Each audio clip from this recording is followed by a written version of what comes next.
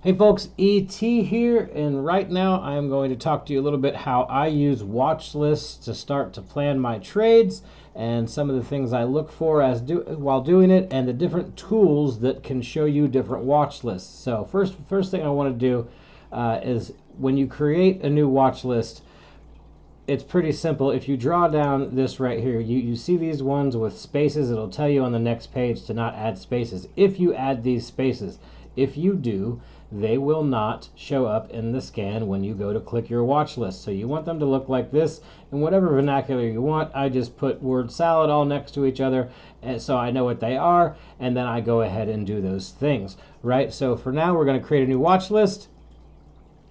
And we're going to go with, I had to delete XLB because I had spaces and it was not scanning, so I will name it XLB. I'm going to name it Materials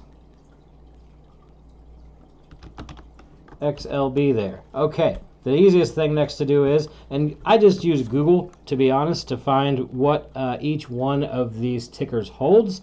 So I will just go in and type in the ones that I see, and I also add some other materials things, or if it's Fin and it's not in there, I might add it, just because it's a ticker that I like to watch, and there's some things I like to trade that move pretty well, okay, that maybe might not be in the actual materials list.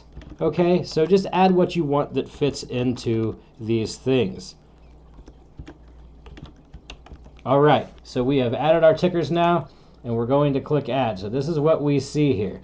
Now, right now we're going to go through and I'm going to show you the different things that I like to watch as we're going.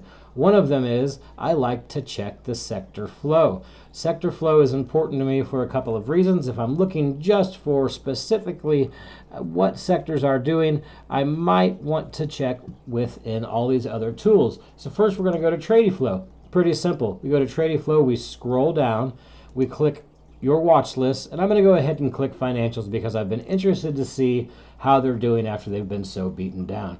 So going through here, and we're just looking at our most recent ones, not a whole lot, but we do see some calls going out a little bit further, but close to it. There are some that are a little bullish. It's just kind of a mixed bag. So I don't see much here. Okay, I don't see much here going into SCHW. And then here's your next one.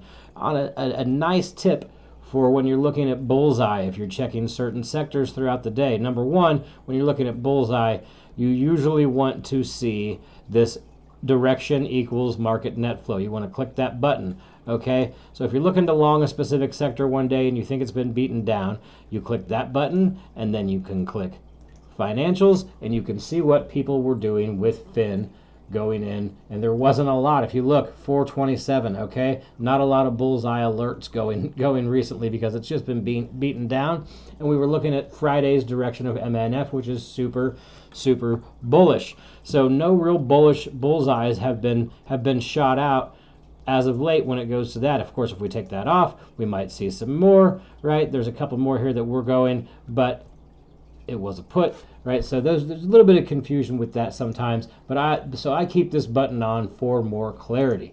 All right, going into Flash, you can do some things with it as well, right? So we're going to go ahead and check financials, and we're going to see what Flash says, and right now it's just showing a lot of negative divergence, especially BAC, BAC, BAC. So interesting to see that we're not seeing a whole lot of action to the positive side, even though they've been beaten up pretty good. And if we come in here and we're looking for BAC, we did see a trading flow for 25 orders on 511, but it's probably going to reach that price soon. If it's not there already, I did not check. In fact, let's just take a look real quick and see if it is up. Nope, it still has some time to go for that, and let's go ahead and point out, if you're looking at these signals that came in on 511, you can check to see if they are still in, and they sold all their premiums, it looks like. So that is not a position that is worth looking at any longer. All right, so we've checked Flash. We've now so we've seen what Trading Flow says.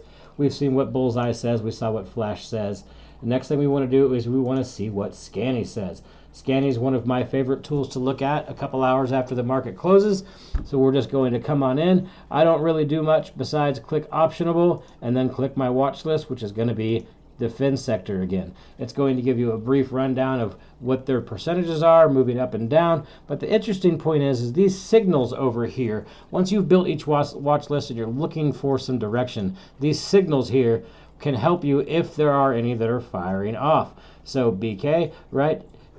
It's got a couple different signals, and what I'm looking for is alignment. I'm looking for green or red. I'm looking for something that tells me that it's looking more bullish than bearish and all that stuff. So C has got an inside day. So going through, so looking at CB here, it is actually mostly bullish minus this pocket pivot. Now I'm not a stratter, so I don't use that stuff often, but I know people in our Discord, in the trading Discord, use these things very successfully, and they talk about it all of the time. All right, so just flipping through these, you can see there's a lot of interesting things looking. GS moved the other day quite a bit. JPM's a ticker I've been watching really frequently, and I've been wanting to long it because it's been beat up so much, and look at that. It's got 3 signals that help support my thesis a little bit. Folks, that is how I use the watch list. You can also go into Upintra and take a look and see what it says there. I don't use that one quite as often as we go, but as you can see, there's some interesting things here. Banks are still kind of just weird with the way they're getting flow, but interesting to see regardless. So that is how I build my watch list, and that is how I search through those different things to start to look for good plays. After that, I start looking through the simple things of what do their dealer Greeks say, what's their OI look like, their dealer OI look like, what's their price distribution look like, and all those things. I hope this helps everybody understand. Building watch lists is a very powerful thing that you can do. Hopefully all of you take the time to build those and then start to search through all of the different things. I will say Scanny is my absolute favorite for all of this, so it is the one that I spend the most looking through for each one of my watch lists as things go. Everybody have a good night and go get that Oprah money.